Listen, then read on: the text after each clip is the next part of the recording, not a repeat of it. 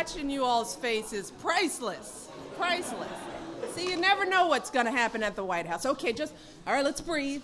Come on. Everyone, let's breathe, even the moms.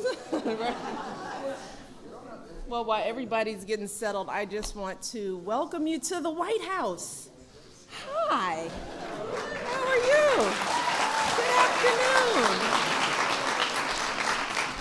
So let me just say, the White House is buzzing with excitement today as we celebrate the rhythmic groove of Memphis Soul. Thank you, Daniel.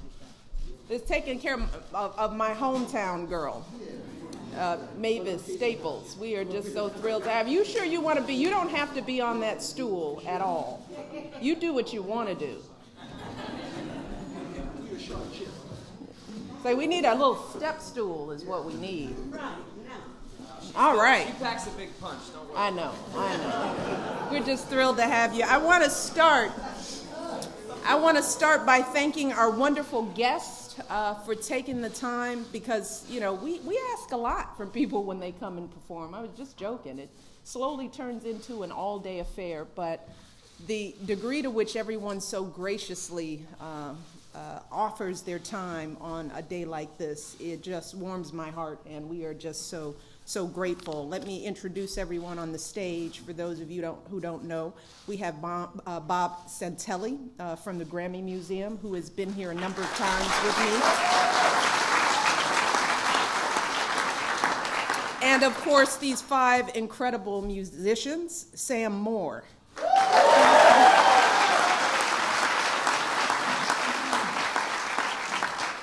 Mavis Staples.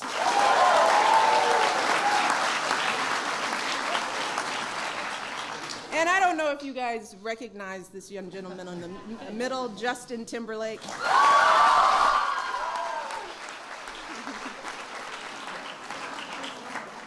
Charlie Musselwhite.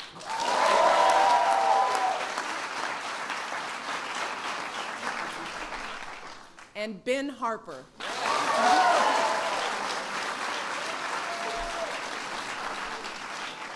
Thank you all so much. It is a true honor to have you all here in the stateroom of the White House.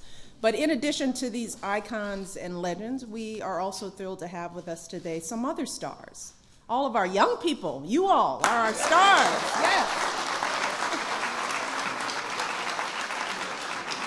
We have students here from all over the country, some folks from California, New York, Florida, Maryland, Virginia, right here in D.C., and the hometown crowd from Stax Music Academy in Memphis. Yes, Memphis is in the house. Now, over the past few years, we've hosted workshops like these to give young people like all of you the opportunity to learn and explore everything from country and classical music to modern dance and poetry. Just last week, we hosted a group of young people here for the screening of the movie 42, which is the story of Jackie Robinson's life. And afterward, the students had a chance to talk about the film with the director, the lead actors, as well as to hear directly from Mrs. Rachel Robinson, who's the wife of Jackie Robinson. So we have hosted many great conversations in this room. This is also where we host state dinners, and diplomats and world leaders are here, and you all are here too, right here. So we are thrilled to have you all here today as we continue this tradition and turn our attention to Memphis Soul. Memphis, Tennessee is the birthplace of both Elvis Presley's rock and roll and B.B. King's blues.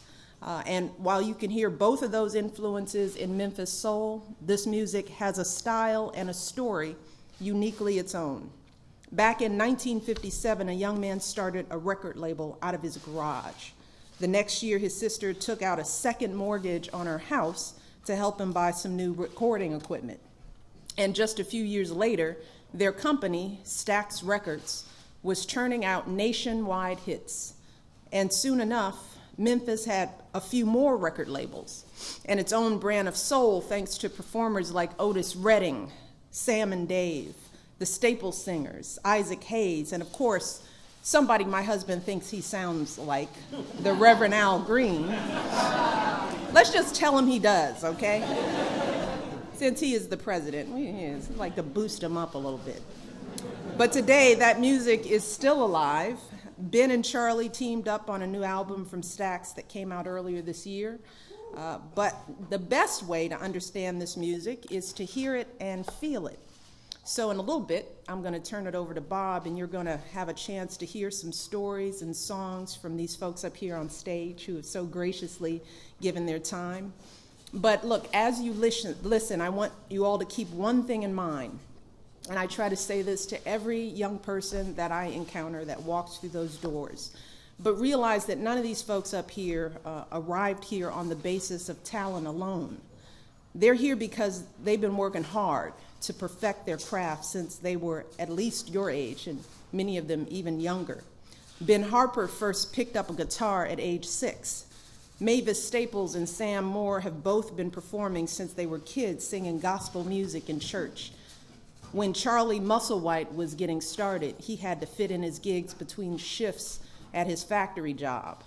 And when Justin first started touring, he would immediately go to the bus to watch a tape of his performance, taking notes so that the next night he would be even better. So for decades, these folks have been practicing until their fingers were numb and their voices were shot. They've been in the studio for 12, 14 hours a day or more, rehearsing and refining until they got every song just right. And I know that most of you here are also involved in music as well, which means I know you spend a lot of time memorizing scales and learning theory. And sometimes that aspect of music isn't always that much fun.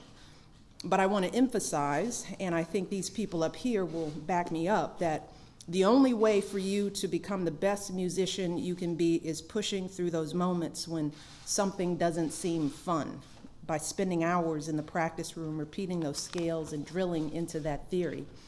And if you do all that, you do it over and over again, you might become a better performer than you ever imagined. And even if you don't go into music as a career, the skills you learn through music can stay with you your whole life. And that was certainly true for me. When I was young, I played the piano. Now, as I try to remind my kids, I regret the fact that I didn't keep it up. I try to tell them that every single day. But I still remember the hours that it would take to learn just one section of a song. The discipline, the patience, the diligence I learned through the study of music. Those are all skills that I apply every single day in my life. I applied them as a student, as a lawyer, as a first lady, and definitely as a mother. So every moment of every day, you have the chance to commit yourselves to your craft and stick with it, especially when those times, gets a little hard. Just stick with it. And also, you guys know that you have to educate yourselves. That is first and foremost. Learn from everyone you can. Learn from everyone you can and take advantage of every opportunity that you find. And right now, you've got an amazing opportunity to learn from some of the greatest musicians our country has to offer. So I want you to relax, loosen up, be comfortable, ask a lot of questions. Don't be shy. The cameras will leave, the lights will turn down a little bit. So I want you to take full advantage of being here. Find out what it took for them to be who they are. Find out what it takes for them to maintain who they are. But I want you all to remember that nothing happens without hard work. And I want you all to recommit yourselves to the work that you're going to do in your lives, because we need you all to be the next generation of leaders in whatever you do. And we have complete faith that you all will. So it is an honor and a privilege for me to be here with you. And with that, I'm going to turn it over to Bob so you all can get this party started. Thank you all so much. Have fun.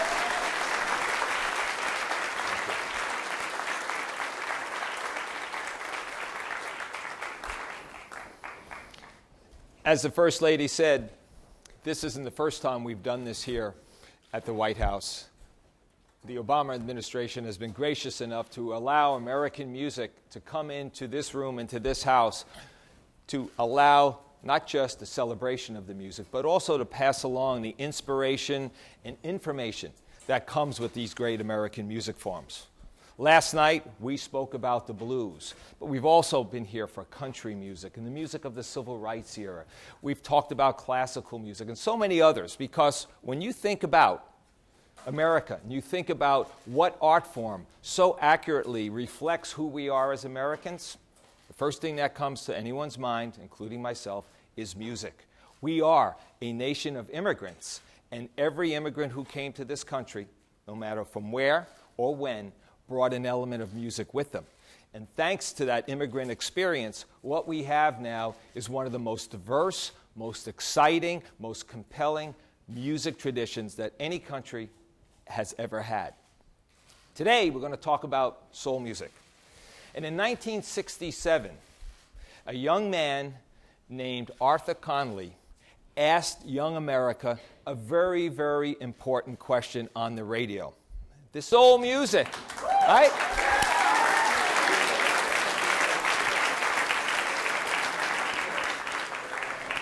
Last night we talked about call and response, and there was Arthur Conley saying, do you like good music? Do you like soul music? And that audience was saying, yeah, yeah. And so did the rest of America in 1967.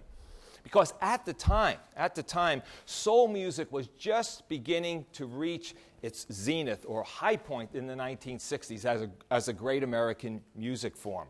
There were lots of other things that were happening in 1967 as well. For instance, the great late Otis Redding, he was around. And he did something very, very important in June of 1967. There was this big music festival, the first great music festival in pop music, and that was called the Monterey Pop Festival. It occurred in June of 1967 out in California. It was mostly for rock.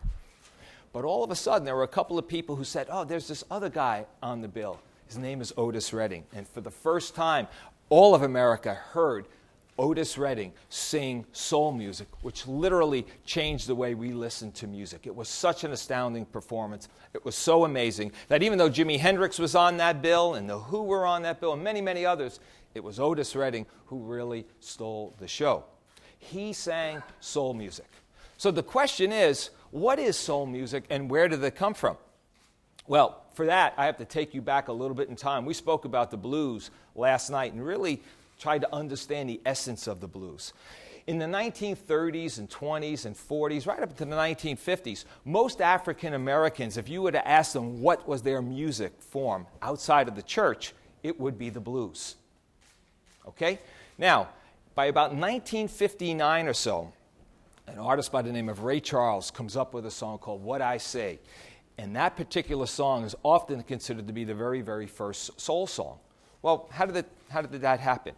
What Ray Charles did was he took the vocals, the very highly expressed vocals from the church, mixed that with the blues, and that formula becomes soul music.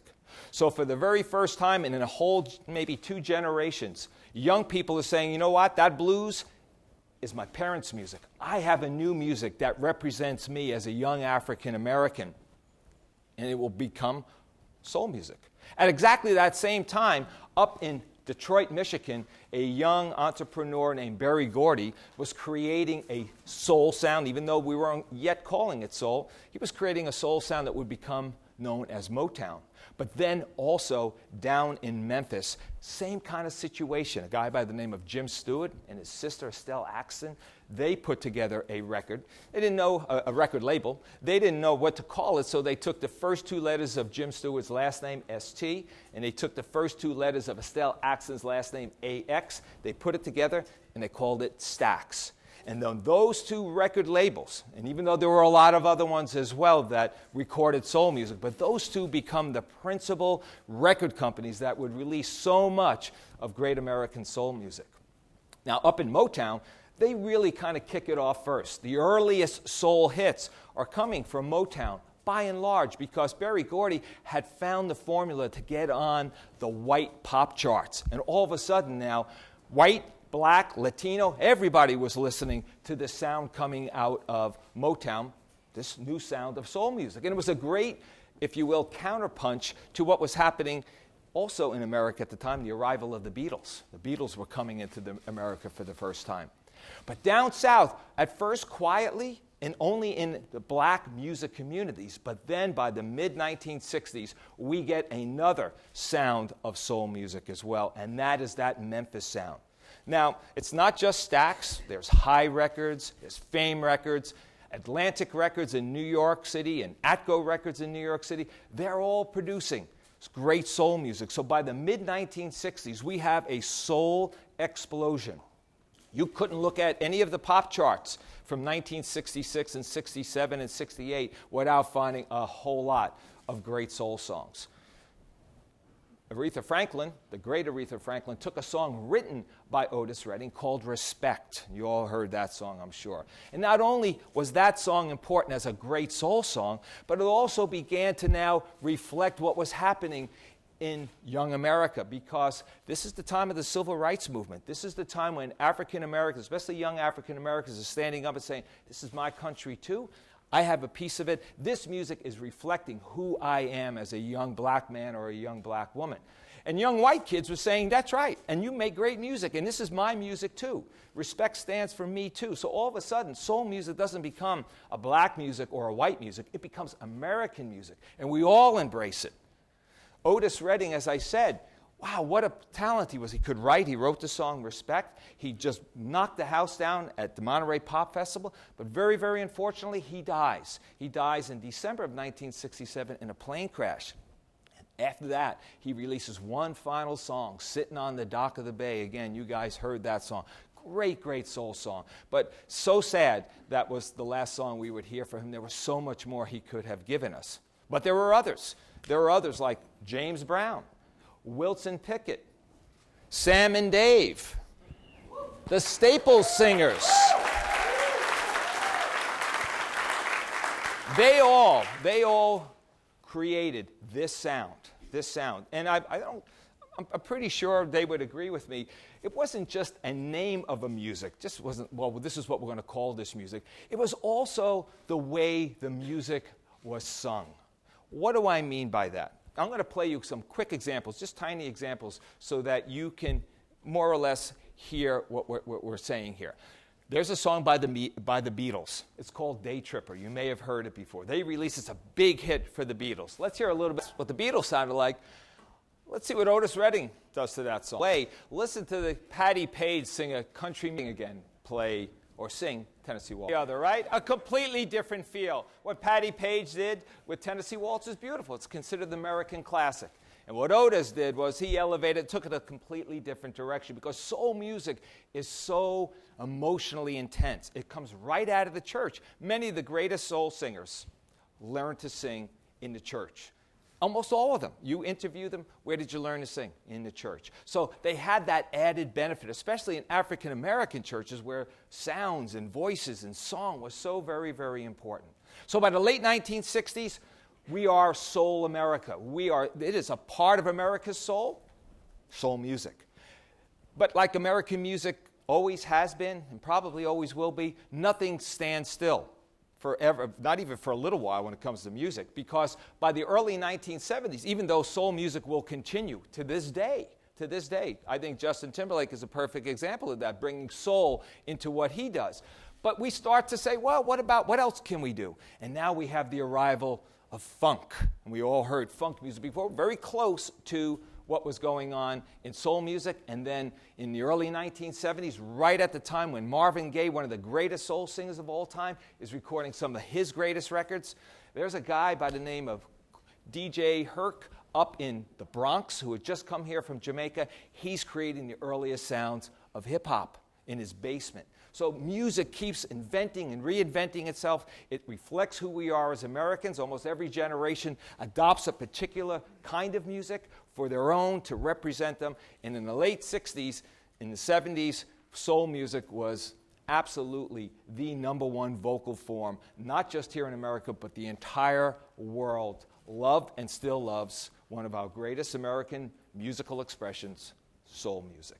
Okay, so with that said, I have a few experts up here, people who have been in that. I'm going to ask them a couple of questions about their relationship to soul music, and then you have a chance to ask some questions as well. So I'm going to start with Mavis because I mentioned the church, okay? And I know the Staples Singers have a deep relationship to the church. If you'll talk about how you got started singing and that connection between soul and the church. Well, actually, We grew up in church. My father would take us to the movies on Saturdays, take us to Sunday school Sunday morning. And my dad played guitar. He sang with the gospel group at the church. These guys wouldn't come to rehearsal, so he decided to start his family singing. But church, you know, I never could get in the choir because I was too little. And they didn't have a little warriors choir then. They just had the teenagers.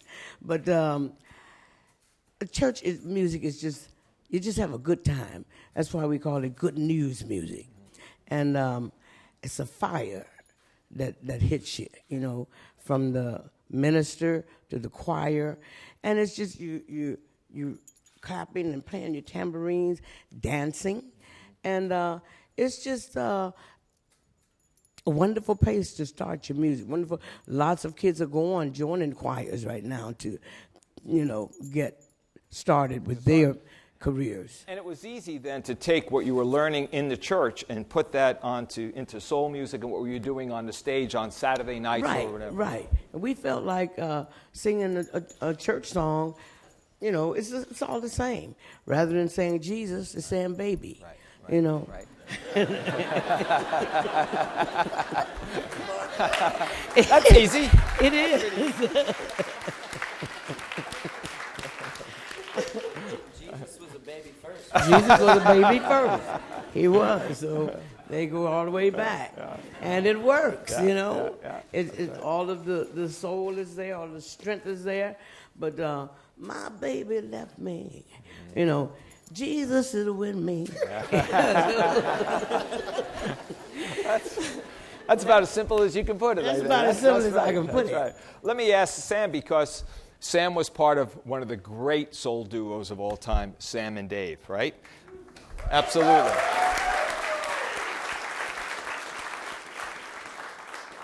When you and Dave started out as a duo, where were your roots coming from? Were you coming from the church as well? And how do you get started in soul music? I got started in church. And first I started trying to be a minister when I was about 6 or 7. And at first it was coming from church on Sunday. Saturday nights, morning I would get outside. It was a pulpit and a towel and a funny book as my Bible. And I would preach and I would say the same Lord's Prayer over and over. And then I would sit down and sing the same song, Jesus loves me, yes I know, then get back and preach again. Wow. That was nice. My mother didn't have any problem with that. Yeah. Then I would go to church on Sunday and I would sing. But it got unfunny when my mother stood at the door there in Miami, Florida, and I had a hat down on the ground, taking up a collection. And she said, that's not funny. Maybe you want to get off with that, you know. So I just put that away and I got into the church. Uh-huh. And then how do you meet Dave? I met Dave because some friends of mine was with me one night and we were passing by this club. And you know when you try to impress each other being as young as you are, they says to me, I bet you won't go and ask for that job, Sam. Because they were looking for an MC, singer, slice, comedian. And he I want you to do that, Sam. So I said, yeah, well. So I walked up there and I said to the owner, by the way, I didn't know who he was at the time. And I said, I can put in for that job. He said, yeah, what's your name? And I told him, you've ever been an MC? Yes, where? I said, yeah, I can do the job. So he said, you can tell jokes? Yes, sir. And you can sing? Yes. Okay, when can you start? Anytime. So I came back the next night, and I got up on, and I had one song I knew, because coming from a gospel background, I didn't know but one song. You know, so I got up and I sang Danny Boy. And the next night I sang Danny Boy. The third night I sang Danny Boy. Then they were looking for a joke and I said, Knock, knock, who's there? And then the owner came to me and he said, wait a minute. First of all, you're not funny. Second of all, you don't know but one song? I said, yes, sir. He said, what? I said, Danny Boy. He said, okay. You can't sing. You can't tell jokes. Find something else for you to do. So he then gave me a job to take in for the amateur nights, putting names down, way before the Idol, putting names down. So this one fellow walked in there one night. I had heard about him because he was singing gospel with his brothers. And he walked in and I took his name and he said, I said, what's your name? He says, Dave. Dave what? Prater. I said, okay. What are you singing? And he had been singing songs by Sam Cooke, what I had heard, the attention I had been brought to me. So I said, okay, but this night he said he could do Jackie Wilson. Well, fine, so I put it down. So make a long story short, I went in and then I called and, the acts and all that stuff. And then I got to Dave and I said, now, ladies and gentlemen, the young man been killing the country with soul of Sam Cooke. But tonight he's going to surprise you. He's going to do Jackie Wilson, dogging me around. And he got up, and I remember the organ player, he gave me the Pagio, and he sang the first chorus. Very good. When he got to the verse, you got to understand, Dave had a process, and he started sweating. And he started sweating around. When you're nervous, you sweat around the mouth. You know what I'm saying? And he froze. And I'm looking at him, and so now I don't want to, people say, boo. So I want to get back. I don't want to, get in the way so my foot gets entangled to the cord. And I knocked the mic, and the poor boy's having a problem as it is. The mic goes like, and I go down like this, and that was the beginning of Sam and Dave.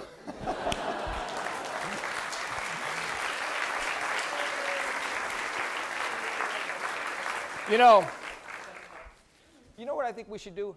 I think you should play a little bit, just sing a little bit for us, just to make sure we're on track here. What do you think? Yeah, I think we're on track. Can we? I don't know. I don't know what my wife was back there doing. Yeah. I think we Shut up, Montana. Watch yourself. Oh.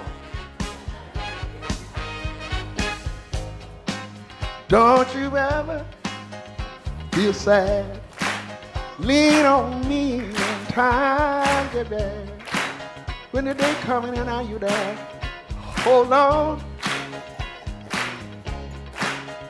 Hold on. I'm coming. Hold on. I'm coming. I'm on my way, dear lover. If you get cold, I will be your cover. No need to worry, 'cause I'm near. No need to suffer, 'cause I'm near. So hold on, I'm coming. Hold on, I'm coming. Hold on. Woo!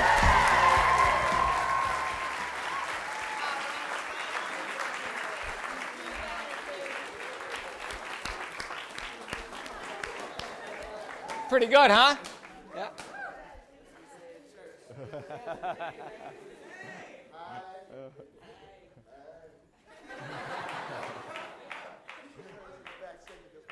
Really? Yeah. That's the new duo now.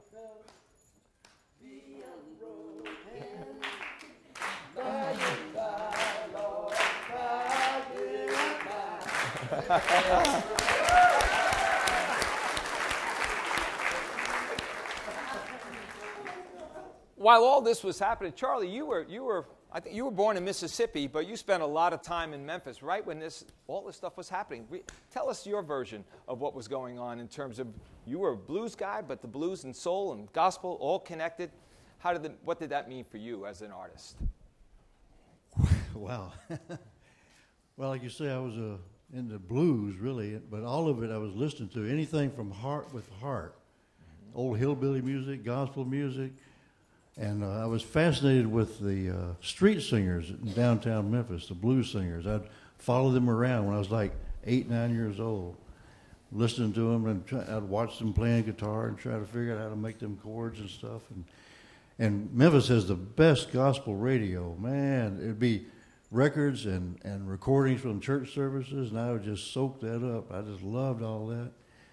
All that stuff went into making me who I am today, listening to all those influences. Yeah. Rockabilly, Johnny Burnett and Dorsey Burnett lived across the street from me. So had a lot to work with. Mm-hmm. And then Justin, of course, you know, you're listening to soul music as a kid. You're younger, but the influence of soul is still right there for you. Talk about the influence of soul on your music today. I remember when I was about 9 or 10 years old, and again, grew up singing in church. And you talk about soul music, and for me, one of the links that hit me when I was really young, 8, 9, 10, was the link between faith and soul. Because you know what you talk about, that feeling that you would hear from Otis or Sam or Miss Staples, that they believed what they were singing. It wasn't just about the notes they were singing, you know, or even specifically the lyrics, because like Mavis joked, replacing, you know, Jesus with baby, but still there was a faith there in where they were going, and I think that's what hit me when I was really young, and about the time I was about 10 years old, I found out that that there was a reverend that lived about. I drove it out. It's 7 to 8 minutes from my house. Some might call that stalking. I just call it driving by to see where he lived. But I found out that the Reverend Al Green lived down the street from me, and that used to be the thing. You know, I mean, I grew up in a place called Shelby Forest, Tennessee, which was we call it the Boondocks, and there was one store called the General Store, and when they say general, they mean general. You could get like bait and tackle, or you could get burgers. You could get milk.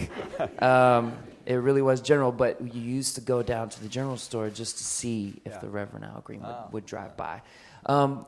But growing up, when you talk about, you know, when they describe Memphis, you know, home of the blues, birthplace of rock and roll. I mean, gospel, country, you know, rhythm and blues, that all became rock and roll. So when you talk about rock and roll, I mean, it really is a fusion of what was already there, the foundation that all, you know, that, you know, 3 out of a cast of amazing characters had already laid down. Yeah.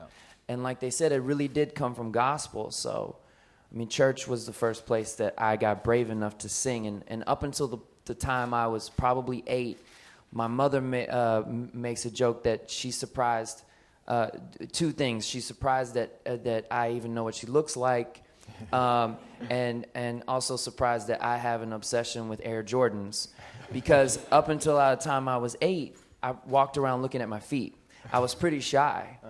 And then starting to sing in church and starting to really hear gospel music and starting to hear how it influenced a great like Elvis Presley.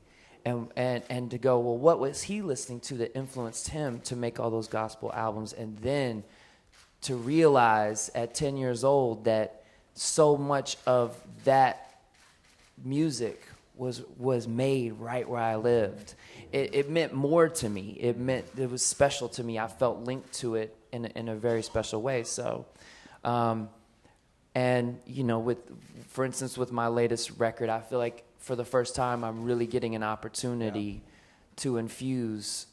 It's, you know, I feel youthful again in a different way, because I feel like it's the first time I've really been able to not only influence it with the sound of my voice, but also going and really infusing it with the production of a lot of the songs too. So.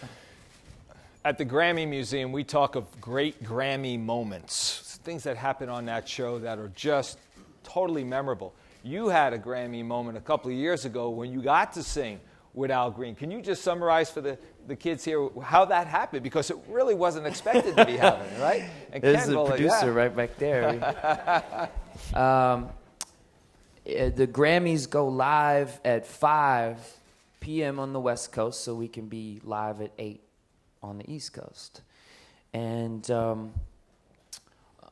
unfortunately, there was a couple of performers that had to back out that year. Yep. Mm-hmm. And we were left, all of us I was there playing with someone else.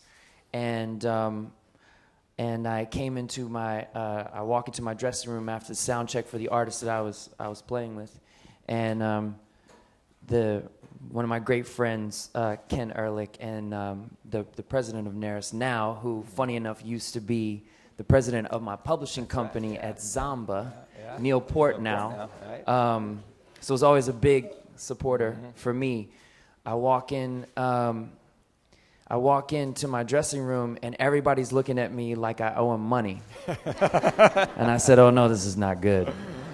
And a couple of the performers had to back out, and so they asked if I would play another song, and mind you, this is probably around 2:30 or 3 p.m. So 2 hours before we go on at the Grammys, and if you don't know, Grammys are music's biggest night. So these performances have been rehearsed for weeks at a time. A lot of these performances that you see on there have been, people have been rehearsing for a couple of weeks to really get together because, you saw Miss Staples and the guy, the boys from Mumford and Sons and T-Bone, they did the Levon Helm tribute this year. That was fantastic, by the way. And so those moments, they do have to be rehearsed. So to make a long story longer, sorry. We have 2 hours to go, and they pull a list out of people that are going to be presenting. And I look, and this is serendipity at its finest. I look on the list, and who do I see but the Reverend Al Green? So I look at Ken, and I hold this, and I point to his name, and immediately, it's like Blue 42, hut, hut, hut. Everybody scatters, and there's phone calls, and so then walk out in the hallway, right about a couple minutes after that, and I see Keith Urban walking down the hallway. I look at Ken again.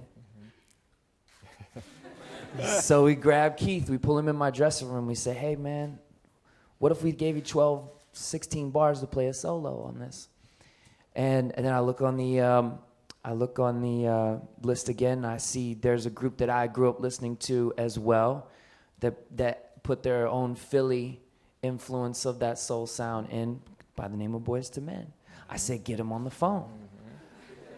So all of a sudden, the only person we haven't spoken to is the Reverend. We got everybody else in line.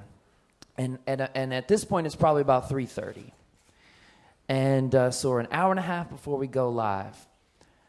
And we go up onto the stage to just start rehearsing the song with hopes that someone's going to get a hold of him. We know he's going to be there to present.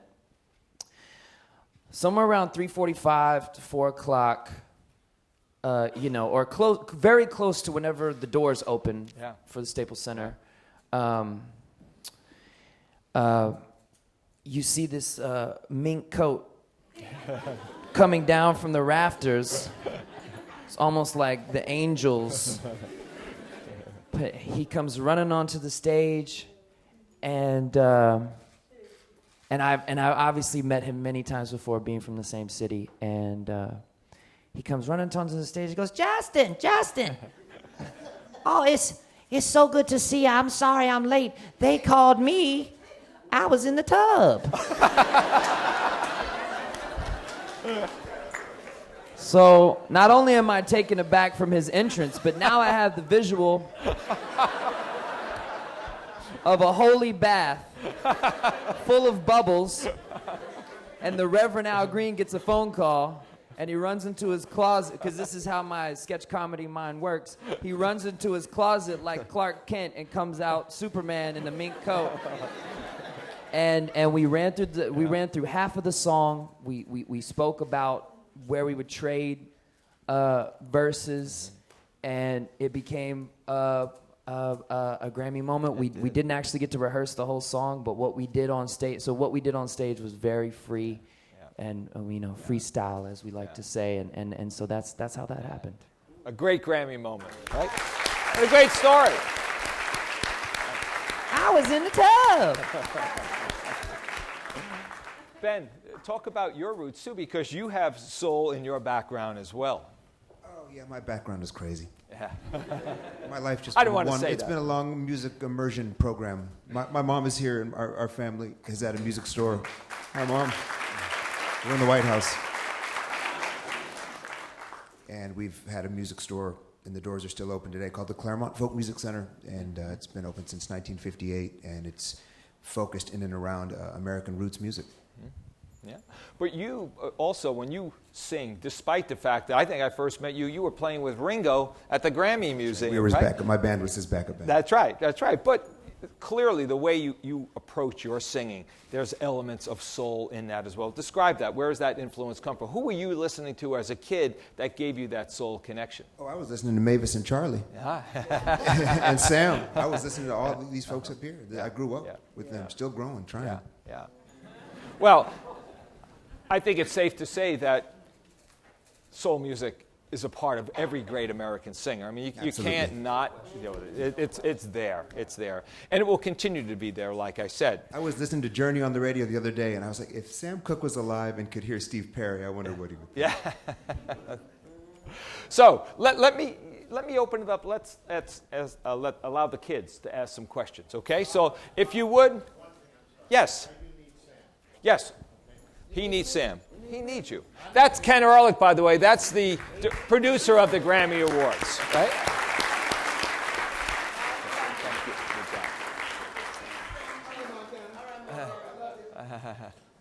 Love you too. I see you. I love you too.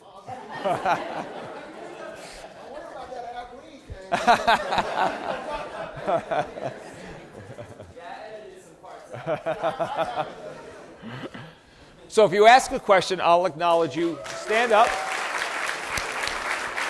Sam Moore, tell us where you're from and speak loudly so we can hear your question. Yes, we'll start with you. I'm Allie from Herndon, Virginia. Okay.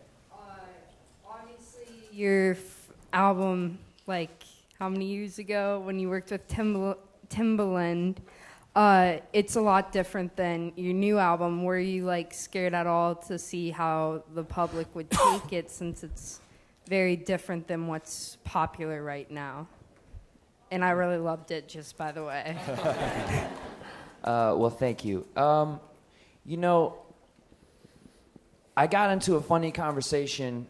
Actually, it's not dissimilar to the conversation Ben and I were having before we walked out here. We're talking about art and commerce and how those two things live. My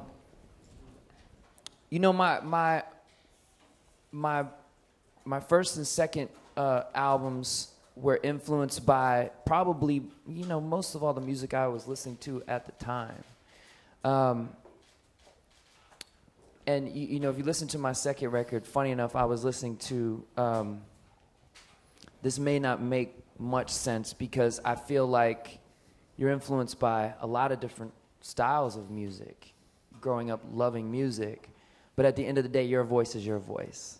And you have to build around what is instinctive to you, because I think that's also a great character of soul. Like I said, if you believe what you hear, to me, that's soul. That's good music. That's soul music. and so to answer your question, with this record, I obviously had taken a little bit of time. I took a little bit of time in between my first and second record, and a little bit more with this third album. But to be honest with you, not really. I don't think that that shouldn't be the impetus. That shouldn't be the seed for what you're creating, because I think it has, when you talk about it coming from a pure place, I don't think you can let those things influence, what it is that you're making. Mm-hmm. Okay. So, not too much. Mm-hmm. No. I mean, I think at the end of the day, if you love it, you're going to love playing it. And that's half the battle, I think. And you can't worry about who likes it and who doesn't, because if you love it, that's what's most important. Mm-hmm. Okay. Yes, sir. You, sir. Hi, everyone. Hi. I am Jordan Reese from Herndon Middle School in Virginia. Go theater. Mr. Harper, I love your music. My mom loves your music, and I just always grew up listening to you.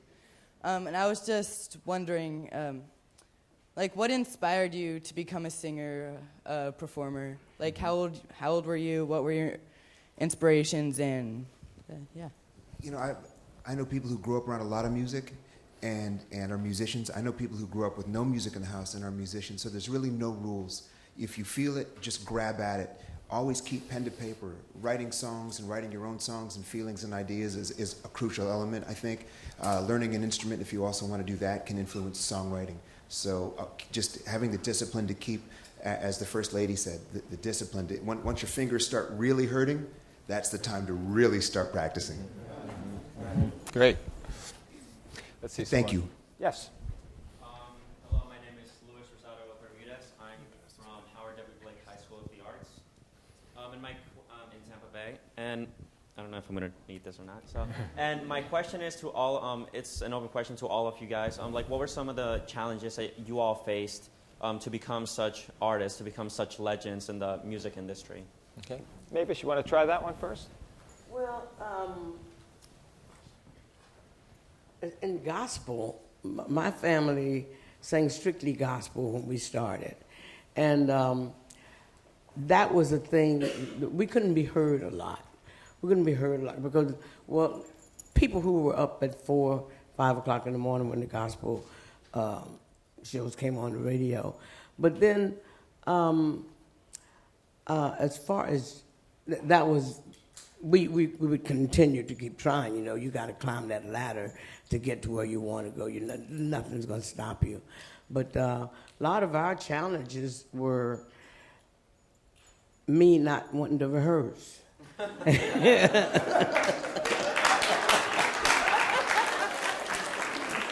didn't like to rehearse. And my father could tell me anything to make me see a better light. So he would tell me, he said, Mavis, listen, baby, your voice is your gift from God. You don't know, and I don't know music. I don't know what key I sing in. But he told me, he said, if you don't use it, he'll take it back. And from that time on, I was the first one in rehearsal. That's kind of. Yes, sir. Hello, my name is Adrian Williams, and I'm from Memphis, Tennessee, Stax Music Academy. And I just wanted to know, besides just church, how is your environment, the people around you, the places you've been, how has that inspired your music? How has that grown you as a child to do music? Mm-hmm. Someone? Well, I firmly believe that, ever since I wrote my first song when I was probably 12, I believe everything is a song. I believe they're all around us. Sometimes when you're sitting in a restaurant, you can just look around and see the people around you, and there's songs, there's stories everywhere. Everybody's got a story. And a lot of times, especially when you talk about soul music, it's not just the story, but it's the way. It's the way, you know, it's like when you talk to your friend, it's like, well, you know, it's the way you said it, man. But that's true in music too. You know, everybody's got a story, and at the essence of a lot of songs, if you look at them in a broad way, a lot of them are cover some of the same subjects, but it's the way it's said, because we're all so different and unique, and that's what makes us special. It really is the way that you're able to say that. And so I don't know. I've traveled a lot from a very young age, and so you see all these things around you.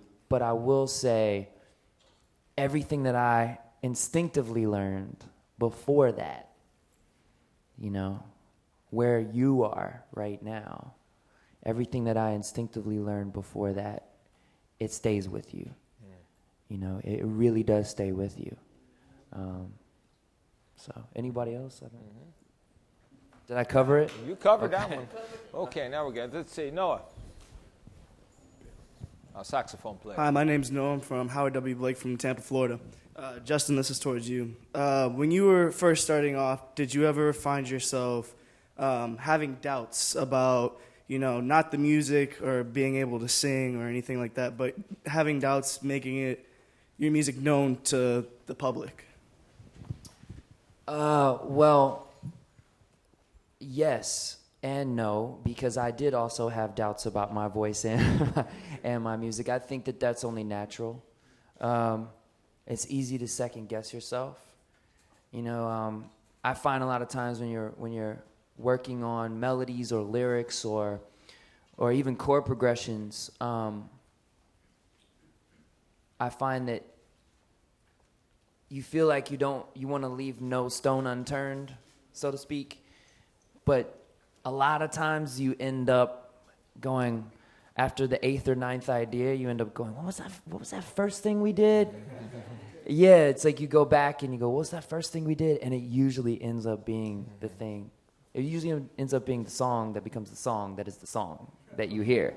You know, I think Ben said it best, there's no rules. You know, this is one of those amazing things that's been created that there really are no rules to it. It can be as simple and as complex as you like to make it. But if it sings to you and you believe it, I think that's, you know, and it doesn't have to be, you know, guilt-stricken or, you know, some songs are good that way. But I think also, too, it starts with an idea, whether it be 1, 4, 5, or an idea for a song.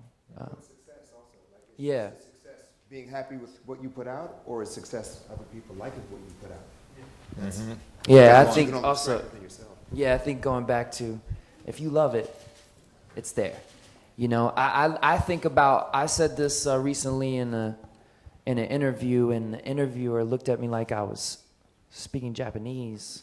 She didn't understand what I was saying, but I said to her, I said, you know, because I have 20 songs with this record, and I'm going to put the second half of it, you know, out at some point this year. And she said, how do you come up with all these songs? And then how do you figure out how to put it out, and what's the marketing? And I said, listen, I said, if I finish these songs and I put them on in my car, and that was the only place they ever got played, I would be equally as happy. Because it's there and it's done, right. and it's something that I can enjoy, that I can remember the process I went through and the moments that I shared with the people I collaborated with, and I think when you find those types of people, like, you know, for me, working with someone like Timberland, who's a savant when it comes to, you know, sound, when you find someone like that you connect with, and you know. When you have a harp player and you know, Ben can play everything. Ben can play a shoe if he. Ben plays everything. But you know, if the four of us, if I sat down on keys and Charlie got on the harp and Ben got on the guitar, and Mavis took the vocals, and we started to collaborate on something. You know, that conversation back and forth. How the rhythm of what Ben's playing might influence the timing of the chords that I would play. That conversation, that's music to me. And it can happen in its modern form, like you'd hear sometimes with Timberland and I. It can happen anyway. Yeah. Like you said, there's no rules. Yeah. I got time for one more question. I know you wanted to ask this question, make it quick, and then we're going to end with some music. Go ahead. Tell us who you are. I'm Natika Jackson, and I go to Woodrow Wilson High School in Washington, D.C. Okay. Well, I know y'all already going to do it, but I just want to know, can y'all perform for us, like, real quick? Perform? Yes. That was your question? Yes. All right. We got something coming up, a surprise for you in just a second. But before we do, I know there's one other question. Yes, I know how important this is. I saw you aching.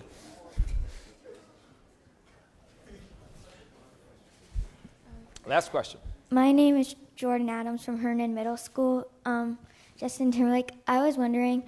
Yes, Jordan Adams.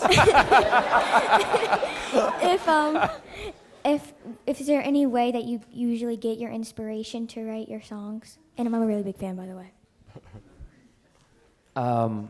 You said that last part really fast. What did you say? The inspiration. Oh, just where do you find inspiration? Well, like we said before, it can start anywhere. You know, it can start with something you might see. You might see a couple walking down the street, and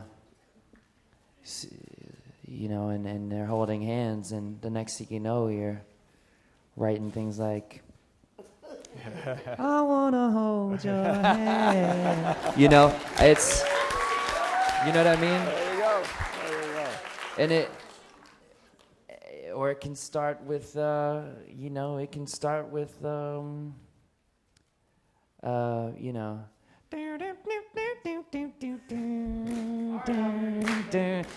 mean, when you hear that, it's like that's as much a character of the song as the idea of love and happiness. Yeah. So it comes from all different types of places. I think for all of you here that are aspiring songwriters, which I think we're seeing that a lot of you are, I think you just have to constantly, keep your satellites open, and look around you and know that, like I said, everybody's got a story to tell. And I think if you can hone in on a simple idea of that story and you can find a way to communicate it from your voice, because that's what makes it unique, then you probably have yourself a pretty good song. Yeah. Okay.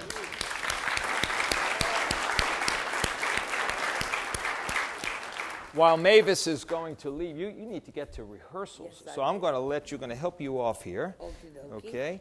And then, ready? Here we go. Yeah.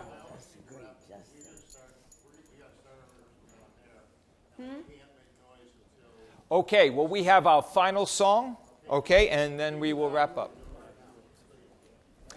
So we're going to end up... Yeah, you can take that. All right. Ladies and gentlemen, Mavis Staples, Justin Timberlake.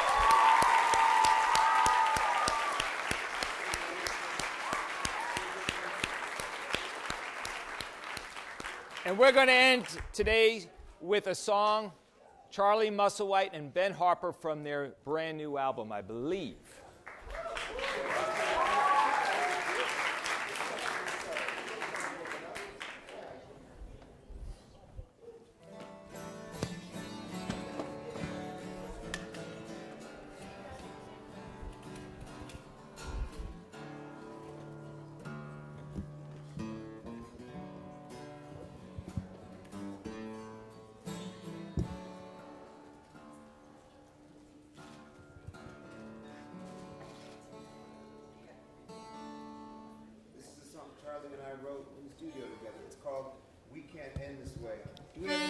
Because I'd hate to do this alone. So anybody, the chorus is easy, just goes, we can't end this way, we can't end this way, we can't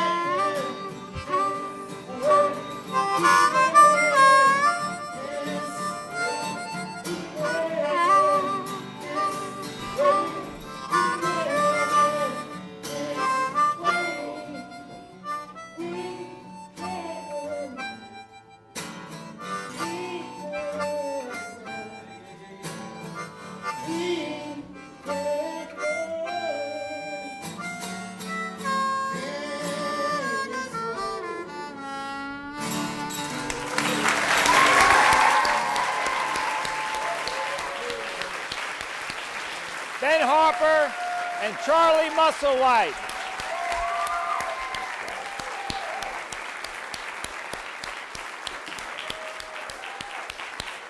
Thank you. Thank you. Wow. Talk about some soul singing, right? Isn't that great? Isn't that great? Well, we've come to the end of our program. I just want to say on behalf of the First Lady and the White House and all of the production people, and especially the artists, we're very happy that you're here today. We're very grateful that you're interested in American music, especially soul music. We want you to go home and let everybody know that soul music lives, that soul music is a part of all of us. Listen to it long, listen to it loud, and have fun with it because it's a great American music form. Thanks for coming. We'll see you.